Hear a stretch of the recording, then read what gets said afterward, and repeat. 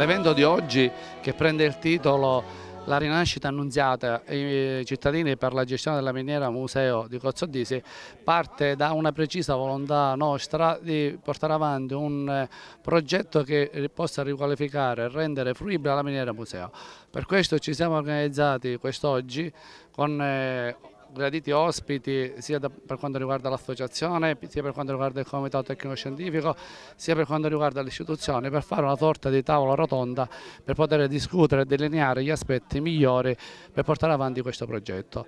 La festa ovviamente continua già da pomeriggio con l'albero della Cuccagna, un'antica tradizione ripresa negli ultimi anni, e a continuare un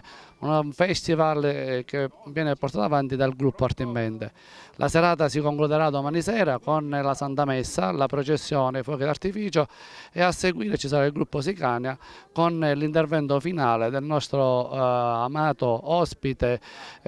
Massimo Spata, noto cabarettista del programma Insieme, che delizierà tutta la cittadinanza con le proprie barzellette. È la festa dell'Annunziata, che è la festa che festeggiavano gli zolfatai, da anni è stata così abbandonata. Adesso è rinata, possiamo dire che l'Annunziata ha annunciato questo bello evento. Io faccio parte dell'associazione del museo con l'auspicio, con l'augurio che al più presto questa associazione possa fare risplendere questo sito minerario che dia possibilità occupazionale, lo ripeto, occupazionale, non è un capriccio di persona oppure una velleità, è proprio un amore per la propria collettività, un amore per l'interesse della crisi che ci sta, che ci calpesta e ci mortifica. È importante ricordare una cosa a cui tengo tanto: siccome gli interessi di pochi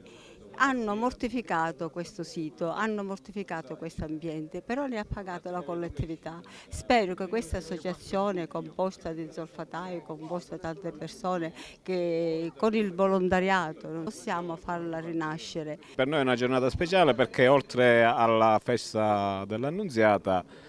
lanciamo la nascita dell'Associazione Miniera Museo Cozzodisi, di cui io sono stato onorato di essere segretario e quindi ecco perché è una giornata speciale per noi. Gli obiettivi dell'associazione sono quelli di veder nascere, di aiutare l'amministrazione a far nascere il Museo Miniera Cozzodisi.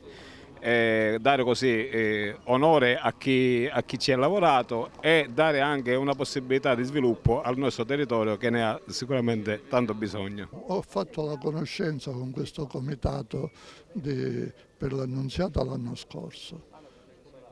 e ho visto che siccome praticamente raduna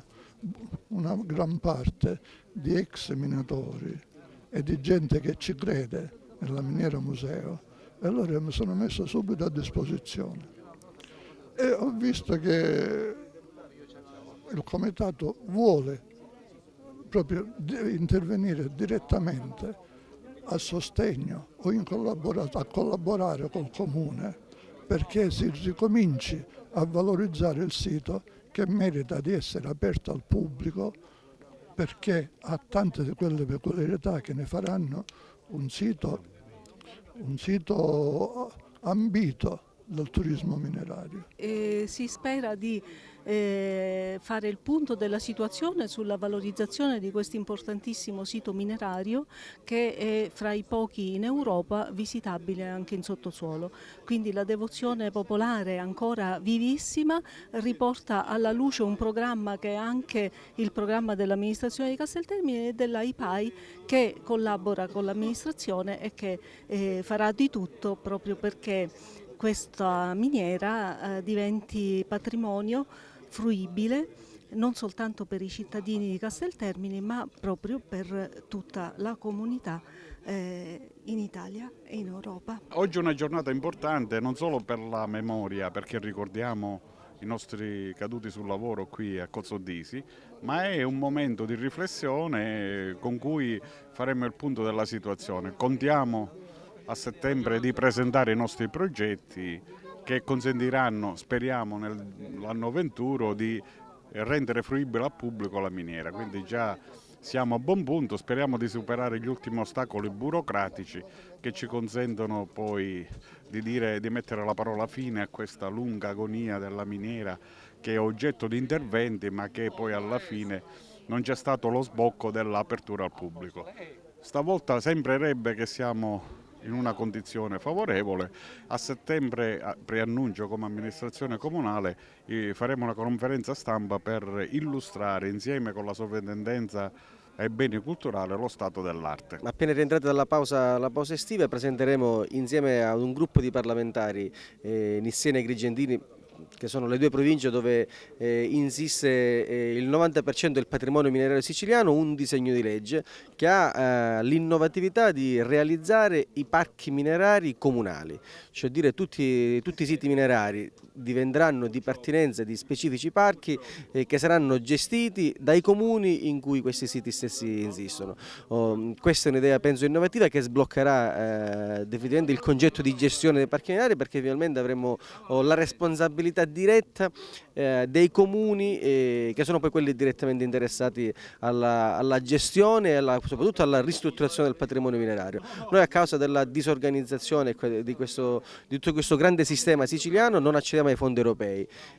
Con questo nuovo strumento normativo mettiamo ordine, ma soprattutto daremo la possibilità di avere soggetti giuridici capaci di intercettare le risorse europee e quindi poi poterle investire per fare innanzitutto la bonifica, la messa in sicurezza, la ristrutturazione del patrimonio industriale, ma soprattutto quello che è più importante, la ristrutturazione e quindi la fruibilità del patrimonio sotterraneo, che è quello che interessa di più dal punto di vista turistico. Pensiamo e immaginiamo che il turismo minerario nei prossimi anni possa essere una grande opportunità soprattutto per questi territori dell'interno Sicilia.